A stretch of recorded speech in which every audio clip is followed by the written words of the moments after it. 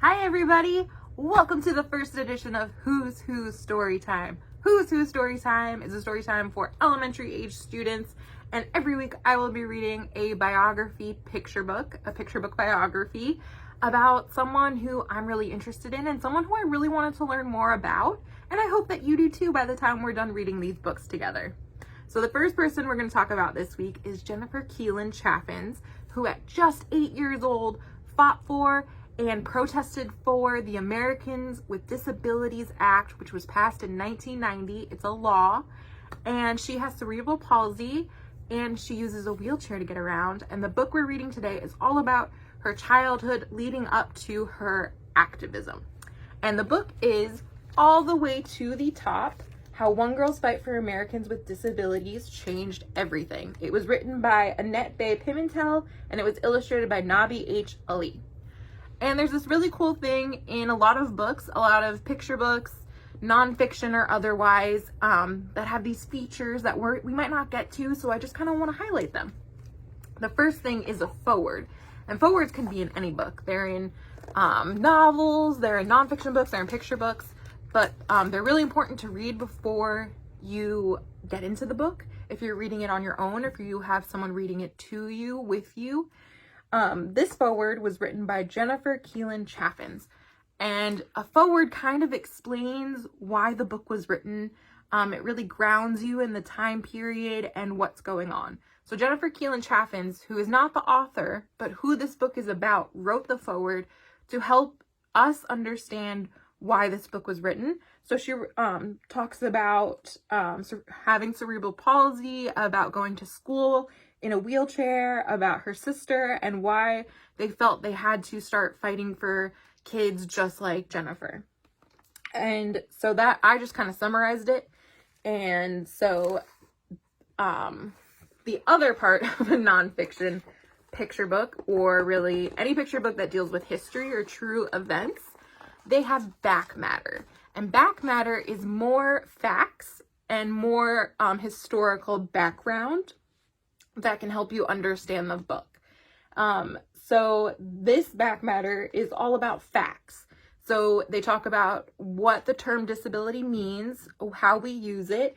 The back matter also talks about cerebral palsy, Americans fighting for their rights, what accessibility is, what the Americans with Disabilities Act did, what life was like before the Americans with Disabilities Act. There are often pictures if it's a true story. So this is a real picture of Jennifer Keelan-Chaffins at the Capitol Crawl, which is in this book, so we'll get to it. And there is also a timeline. I love a timeline. A timeline gives you dates and a very quick synopsis about what was going on at that time, so that you can ground yourself in the time period. So this timeline starts in 1973 and goes all the way to 2017, which was just 3 years ago.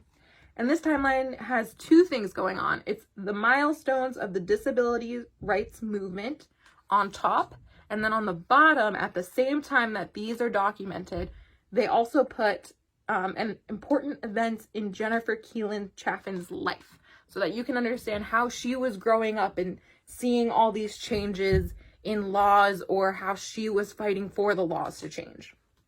Also in the back of a nonfiction book, there is a bibliography. Do you know what a bibliography is? I'm sure you do. A bibliography is a list of books and resources and interviews that were conducted for this book to exist. So the author used all these books and magazine articles and internet articles and websites and interviews all to make this book. So they have to list them in the back in order to give credit to the people that wrote about this first. So let's get started reading, shall we? All the Way to the Top. All right. Jennifer Keelan may be small, but her voice is mighty. Yee-haw! Snowball responds, speeding up from a walk to a trot. Jennifer loves to go fast, but she knows she'll soon have less time for riding since she's finally old enough for school. She can't wait to make new friends. She's ready to go. The school's not far. Jennifer rolls outside, down the sidewalk, to the corner, but stop! A 4-inch curb is a cliff to someone who uses a wheelchair. Her grandpa eases her wheelchair over the curb. Though the drop jolts Jennifer, she makes it to the building, but stop! The school says Jennifer doesn't belong there because she uses a wheelchair.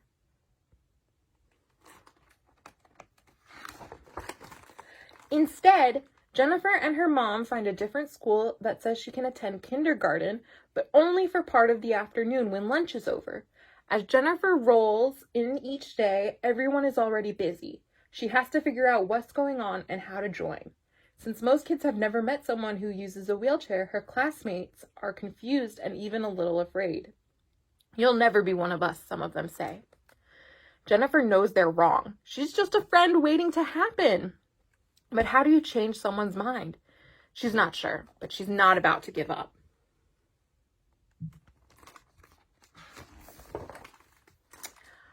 Jennifer and her family hear about activists who are working to make sure people with disabilities have access to public places, like schools.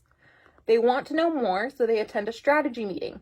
Jennifer has never seen anything like it. The room is full of grown-ups and with all sorts of disabilities.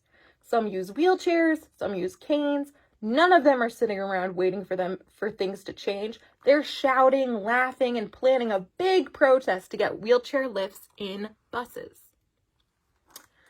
They turn to Jennifer. "Do you want to come?" Yes, she wants to go.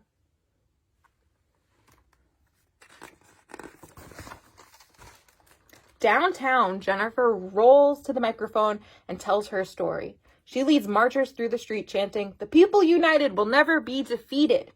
It feels good to speak up for what she believes in. She can't wait to do it again. She's raring to go. She protests in Phoenix, rolls through streets in San Francisco, waves signs in Montreal. The demonstrations don't always change people's minds, but Jennifer is used to that. Even when her neighborhood school finally agrees she can attend, she and her classmates with disabilities aren't allowed to eat in the cafeteria with everyone else. That hurts, but she keeps going.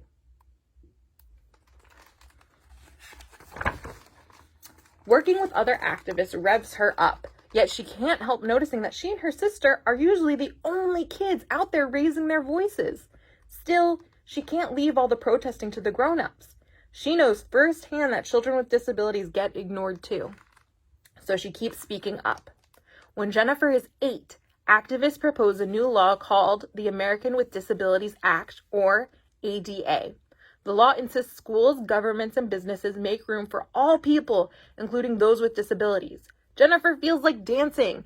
If it passes, it means sidewalks with curb cuts, buildings with ramps in addition to steps, and elevators with braille panels. It means Jennifer and her classmates with disabilities can finally go to the cafeteria with everyone else for lunch.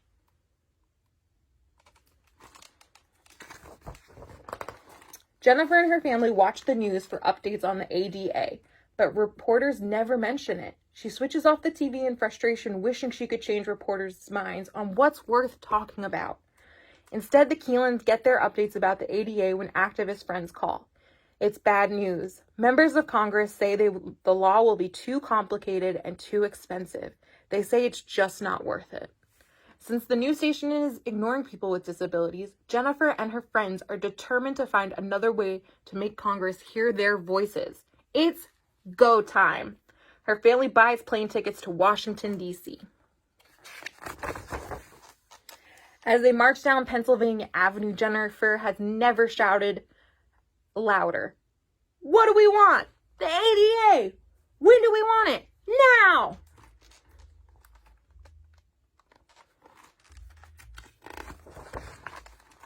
Finally, they reach the U.S. Capitol, but stop! A mountain of steps block Jennifer and other people using wheelchairs from the building where Congress makes laws.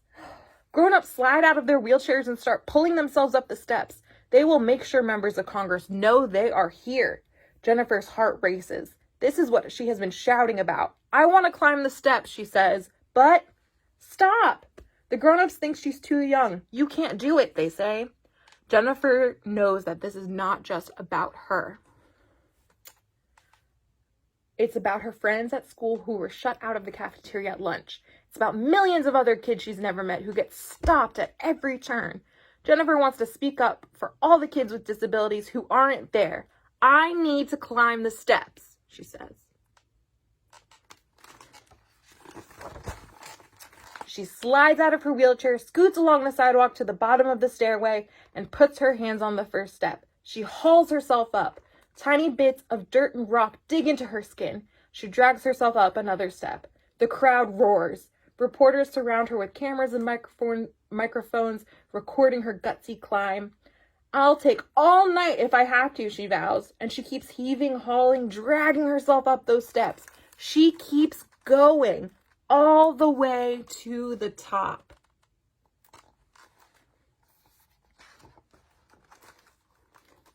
Pictures of Jennifer climbing the steps flash around the world. Reporters start talking about the ADA.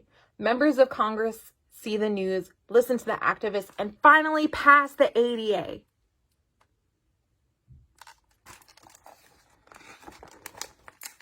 Laws like the ADA don't change things overnight.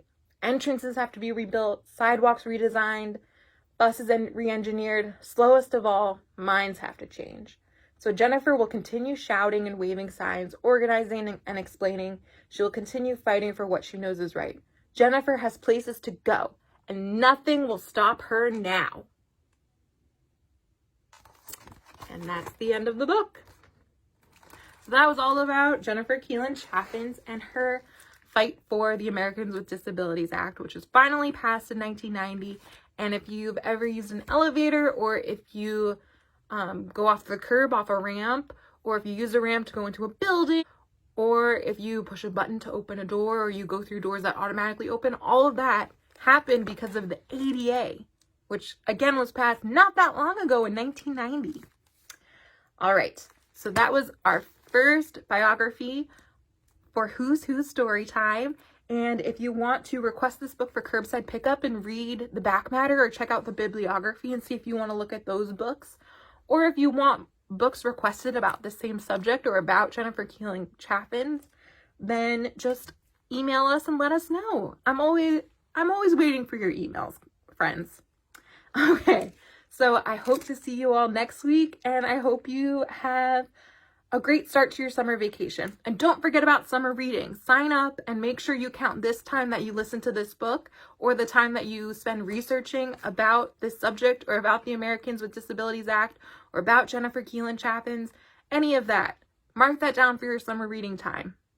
All right, I'll see you soon. Bye.